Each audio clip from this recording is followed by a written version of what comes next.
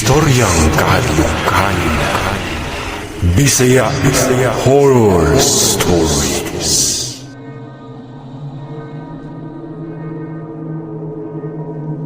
Mayong adlaw sa mga nagsunod sa istoryang kahadlukan Bisaya Horror Stories.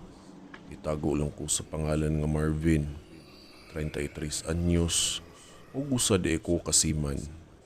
Kining akong kahadlukan nga na-experience nahitabo kini sa gitrabahoan akong barko kaniadto. International day to ang biyahe sa mong barko nga akong natrabahoan. Mukabot og pilak adlaw o buwan ang amuang biyahe sa dagat ug maabot ra pud mi sa lugar na amuang adtuan. Ang amuang mga pandalhon na isakay sa barko kay sagol-sagol lang. Permero pa lang na akong sulod sa barko nga ako ang nasakyan ato, naka-feel na gyud ko nga murag lain o naay di masabtan. Lahi gyud permi akong pamati ato na barko. Kay sa una nga mga semana sukad sa akong pagsampa, naiusahay nga maglisod ko og tulog kay makadungog ko og mga kalabog sa pikas kwarto. Pila ka gabi gyud nga sunod-sunod na akong madunggan nga naay magkalabog sa pikas. Pero gibaliwala na to nako kay basin kakalingaw ang ubang crew kung naaba sila kumpuni anang orasa. Mga pasado alas 2 sa kadlawon kalit lang kong nakamata sa akong pagkatulog kay na ako'y nadungog nga kusog jud kaayong kalabog. Kusog nga lamba sa sira.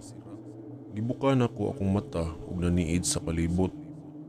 Gipaminaw ug gianinaw sa anako pero nilamba na sad og balik ang sira.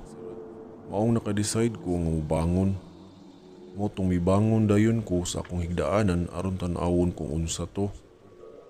Nigawas ko para susihon ng hallway dapit. Pagtan-aw na ko sa gawas, sa may pultahan, na ako'y nakita nga figura sa usa ka lalaki.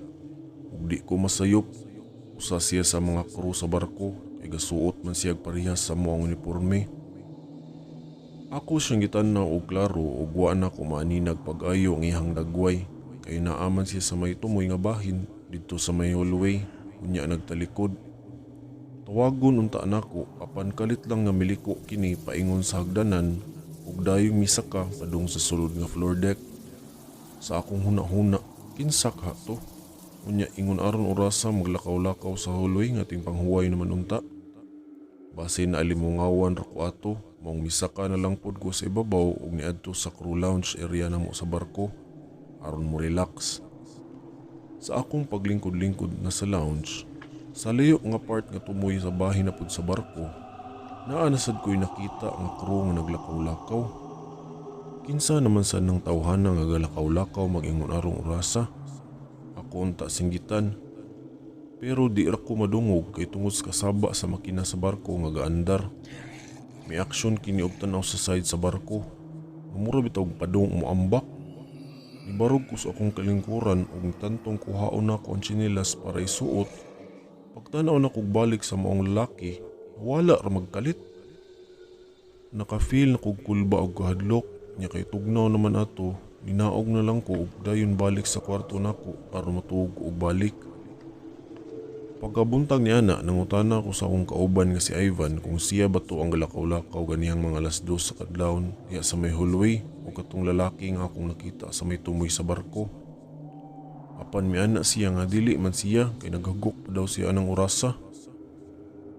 Maong gibaliwala ko na lang to kay basin kauban ra to namo pero wala lang gyud ko nakaklaro sa naong kay naaman sa layo pod ato.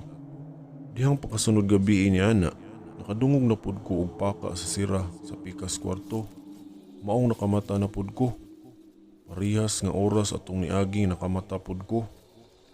Gigawas gidayon nako aron susihon og dihang paggawas nako sa may hallway, nakita na pod nako ang katong lalaki nga crew. Dihang gitawag ko na kini, milingi siya nako pero kalit lang nga ni kurap-kurap ang suga sa hallway. Nisiga paong ug hinungdan nga akong pananaw wala na makaklaro sa maong lalaki. Dili gyud familiar akong pananaw sa maong lalaki. Aksyon akong tawag balik niya ug kalit nga milingi kini nga mao'y hinungdan sa akong pagkakurat ug pagkahadlok. Luspad siya og nawong, lagom ang iyang wait ug itom ang dapit sa may ubos sa iyang mata. Nang limbawt ug pag-ayo akong balahibo dihang nakita gid nako siya. Wala ko kaila sa maong lalaki. Ug dali-dali ko nga miatras ug nibalik sa agi pabalik sa akong kwarto kay hadlok ayo ko sa ako ang nakita. Wa gyud ko katarong og tulog na hinuon nga nagkuob sa akong habol nya balisa na kaayo ko ato. Nagpaabot na lang ko nga muhayag. Pagka mga alas 10 ni ana sa buntag, nakapangutan ako sa amuang head nga na ako'y nakit-an nga kuro nga iga alas 2 kadlawon maglakaw-lakaw. Kung nangutana ko niya kung naa ba di ay patrabaho o ingon ana ang orasa. May pangutanan ako ang sir.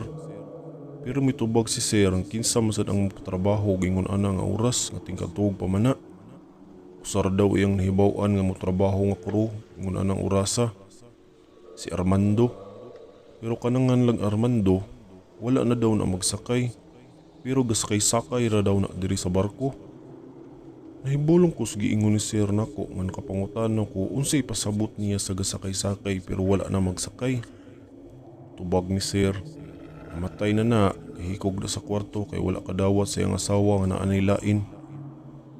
Nakuratan ko sa giingon ni sir sa akoa ug nanglimbawt akong balhibo sa iyang giingon.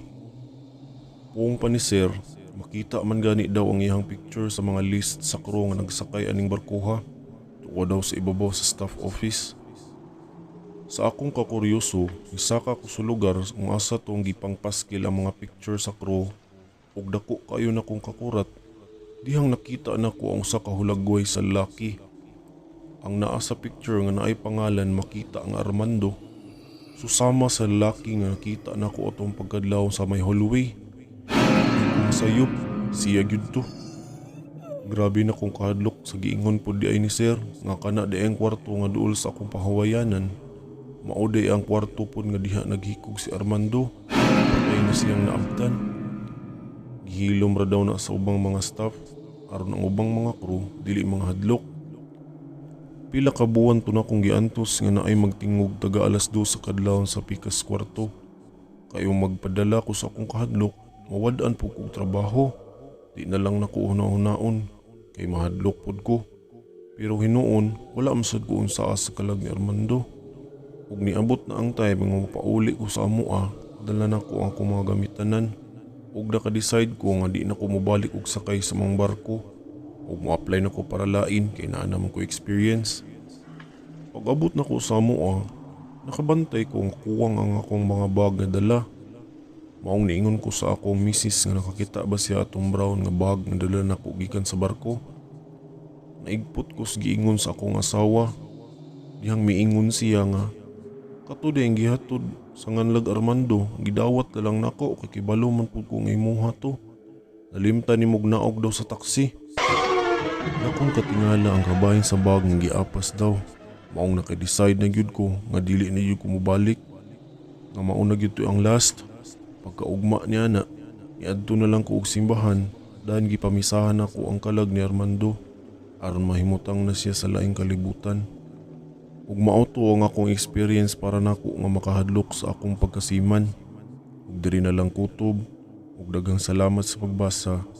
More power sa istoryang kahadlukan. Bisaya Horror Stories YouTube channel.